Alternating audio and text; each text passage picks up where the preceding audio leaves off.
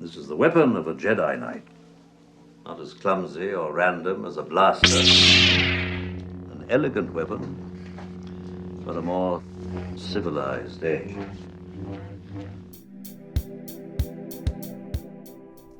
The majority of grips I've seen in Shicho tend to come from what people practice in Kendo or European longsword or German longsword. So let's start there. They hold their grips generally like this, which is really similar to Kendo. The way this typically works is that your strength in your grip comes predominantly from these fingers on both sides.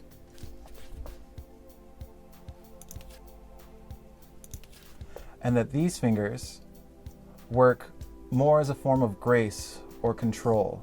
If you don't know this, whenever you use your grip, that's predominantly where the majority of the strength is in your hand. It's actually in these two last fingers. So if anyone ever tells you you don't need your pinky, tell them they can suck it. It's really important that you keep your index finger and your ring finger and thumb fairly loose, because you don't want to choke your blade with a strong grip. You're going to limit your own blade movement. You keep them loose so that you can respond accordingly to whatever your opponent's throwing at you.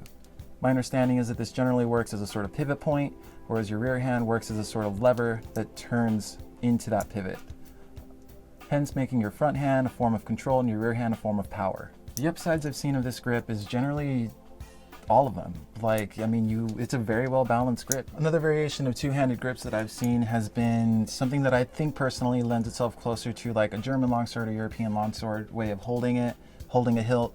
Contrary to a more Kendo-based, relaxed, elongated sort of grip, it's more of like a hammer grip. And it's called that quite literally because you would hold it like you would hold a hammer. So you'd have one hand at the pommel, again, another hand up here choking the hilt right up at the blade. And in this way, you are lending yourself more to really strong cuts and defensive maneuvers, as I think the hammer grip naturally requires you to use your body more since you're limiting your wrist and finger movement. But I think you're going to find yourself doing a little bit more lateral movement as you line up for cuts. I think when you use this grip, you're going to naturally find yourself turning more sideways rather than straight on like you might with a more Kendo-based grip. The pros of this grip, again, are that you're going to have very strong strikes, very strong, controlled cuts. The other big benefit of this is that when accompanied with a proper guard, you get very strong defense. The sort of defense that could really just go through any attack, no matter how aggressive.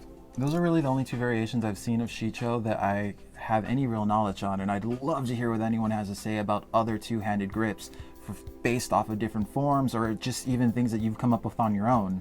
So please, let me know, throw it in the comments, let's have a conversation. All right, single-handed grips. One of my favorite is something that comes from, I would like to say more of a basis in Italian or Spanish rapier, or maybe even American fencing. It looks a lot like this, almost like a one-handed Shicho grip. The big difference though is that this, because it's one-handed, focuses a lot more on micro muscle control. Specifically from your fingers right here. In fact, there are variations of this grip that I've used where my palm isn't even touching the hilt itself. For example, if I was to come out and do a guard like this, if I were to turn around, you'd see that my hand isn't even touching the hilt. It's literally just my fingers. It lends itself especially to any sort of attack that comes down the center, such as 6s, 7s, thrusts, or taps. It's incredibly good for accuracy, blade control, getting specific hits, working around guards, and because of that, I see it most often in Makashi type styles. If you're gonna use a grip like this definitely lends itself a lot more to blade control than it does body movement. And for a lot of people who have limited body movement for whatever reason, for example, I got hurt last year and couldn't jump around anymore like I was used to and adopted this particular type of grip, and it completely changed the way I fought. The majority of the good things that come out of this grip come from articulating wrist, elbow, and shoulder movements, and not so much large body movements.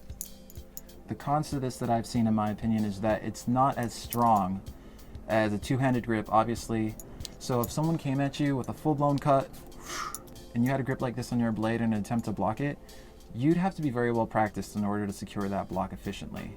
This grip, in my opinion, has been very much about using finite muscle groups to get a lot out of a little. So smaller movements with bigger bang. So when I see people use one-handed and they have something like a hammer grip on their blade, on their hilt specifically, I tend to see this be especially useful for Ataru fighters who do a lot of cuts and a lot of body movement. You're not going to get a lot of wrist articulation or finger articulation out of this. I think predominantly when you're going to choke your blade like this with a hammer grip, no matter where you are on your hilt, you're really fighting for a lot more body movement to drive your blade in than you are wrist, hand, or elbow movement. Overall, I would say a hammer grip on your hilt is going to lend itself much more to body movement, Sensataru, or anything like that, than blade control in particular. One-handed, holding your blade from its pommel. There's been a lot of criticism about this, although it is wildly successful in a lot of tournaments such as TSL. I used to use this grip all the time in order to manipulate distance, make people think that I was farther away than I really was, or that I was closer than I really was. And I used to use it all the time to create a sort of false guard. As they would try to attack it again, they would get no feedback from their attack, and then I would quickly snap back, getting a hit. Of course, when I used it, this required a good amount of footwork. I've seen people in TSL use it without needing that much footwork. I'd like to see how other people have effectively used this.